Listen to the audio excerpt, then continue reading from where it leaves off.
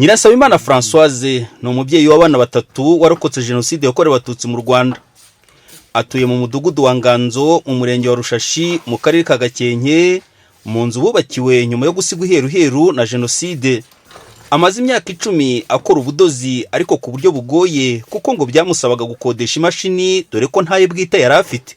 Maze nk'imyaka 10 udoda. Yego. Ariko nubwo nari maze iyo myaka 10 nagendaga gutyo nkajya mu isoko, agasoko aho karemeye, nkakodesha imashini, nkagatera mu isoko, bo nkatera uburemo, ngenda ndoda uturemo twenda tw'abakiriya twacitse. Urumva kuko utwo nabashaga gukorera na tugabanaga na nyiri mashini. Kuri ubu ariko akanyamuneza ni kose kuri Nyirasabimana umaze gucukubira no gukodesha imashini doda. Amaze guhabwa iye bwite ku nkunga yatewe n'akarere ka Gakenke gafatanije na Minisiteri y'Ubumwe bw'Abanyarwanda n'inshingano mboneragihugu. Ariko ubu nanjye kuba nabonye imashini ngiye kujya muri atelier nk'abandi, nicaremo niteze imbere, nakira abakiriya mbadodere rwose, numva nta kibazo nta n'imbogamizi mfite.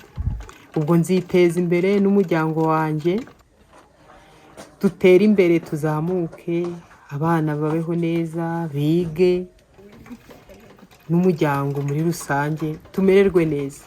Iyi nkunga ndashima Leta y'Ubumwe yadutekerejeho nkatwe, bakatugenera imishinga, barakoze rwose, Imana izabaho umugisha. Ibi byishimo Nyirasabimana abisangiye n'uwo bashakanye Ntabajyana Pierre Celestin uvuga ko umwana w'umufunda abwirirwa ariko ntaburare. Iki gikorwa nkibona ko ari umurimo mwiza. Buriya umwana w'umufunda arabwirirwa ntaburara.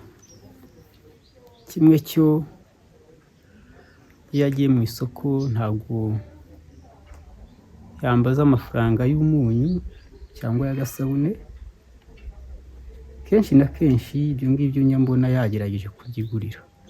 Ubuyobozi bw'umurenge wa Rushashi buvuga ko uyu mubyeyi yari afite ubushobozi ariko yarabuze ibikoresho. Ngo ni byiza rero ko agiye gutera imbere nabo baturanye bakabona iyi serivisi hafi.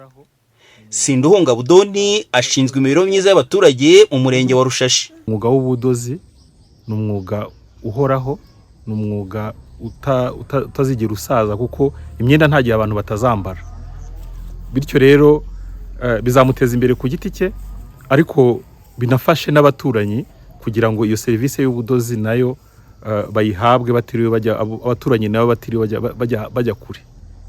Iyi nkunga ifite agaciro k'amafaranga 500 y'u Rwanda ntabwo azasubizwa na Nyirasabimana kuko igamije kumufasha kwiyubaka.